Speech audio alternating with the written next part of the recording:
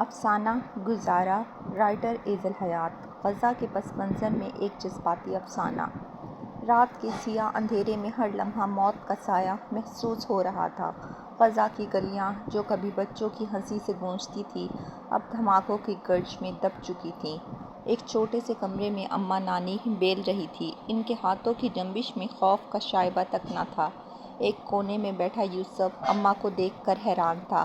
اماں، آپ کو ڈر نہیں لگتا؟ اماں نے اپنے جھریوں بھرے ہاتھ روک کر بیٹا یوسف کی طرف دیکھا، مسکرا کر بولیں، بیٹا، جس نے رب کی رضا پر سر جھکا دیا ہو وہ بموں سے نہیں ڈرتا۔ یوسف کچھ کہنے ہی والا تھا کہ دروازہ زور سے بجا۔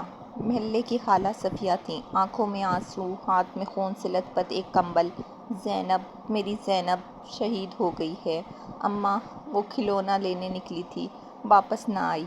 اماں نے خاموشی سے اسے گلے لگایا۔ خالہ کی سسکیوں میں وہ درد تھا جو غزہ کی ہر ماں کے دل میں چھپا تھا۔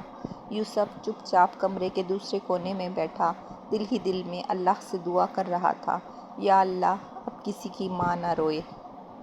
صبح ہوئی، محلے کی مسجد شہید ہو چکی تھی۔ امام صاحب بھی ملبے کے نیچے آ کر شہید ہو گئے تھے، مگر ان کی آواز اب بھی بچوں کے دلوں میں گونج رہی تھی۔ ڈرو مت، شہادت جینا سکھاتی ہے۔ اماں نے بچوں کو اکٹھا کیا، حلیمہ کو قاعدہ تھمایا جس نے اپنی ایک ٹانگ کھو دی تھی مگر دل نہیں ہارا تھا۔ اس نے معذوری کے باوجود قاریہ بننے کا خواب دیکھا تھا۔ ہم پڑھیں گے، چاہے زمین جل جائے مگر ہمارا علم زندہ رہے گا۔ حلیمہ کی آواز گونجی۔ یوسف نے اپنی کتابیں نکالیں اور چھوٹے بچوں کو الف ب پ سکھانے لگا۔ ایک طرف کھنڈر، دوسری طرف قرآن کی تلاوت۔ یہ غزہ تھا، یہ اس کے بچے تھے۔ گولے چھین سکتے تھے جانیں مگر ان کا ایمان نہیں۔ شام کو اماں نے تھوڑا سا آٹا گوندا۔ خالہ صفیہ، حلیمہ، یوسف اور چند یتیم بچے ایک چٹائی پر بیٹھے تھے۔ ہماری روٹی کم ہے مگر ہمارا یقین بہت ہے، اماں نے کہا۔ کھانے کے بعد سب بچوں کو اماں نے سونے کے لیے لٹایا۔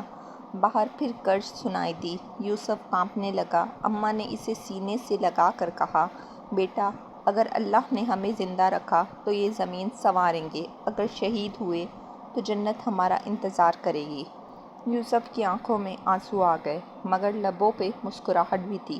وہ پہلی بار بمباری کے شور میں سو سکا تھا کیونکہ اب وہ جان چکا تھا، ہمیں دنیا والے مار سکتے ہیں مگر ہم ختم نہیں ہو سکتے۔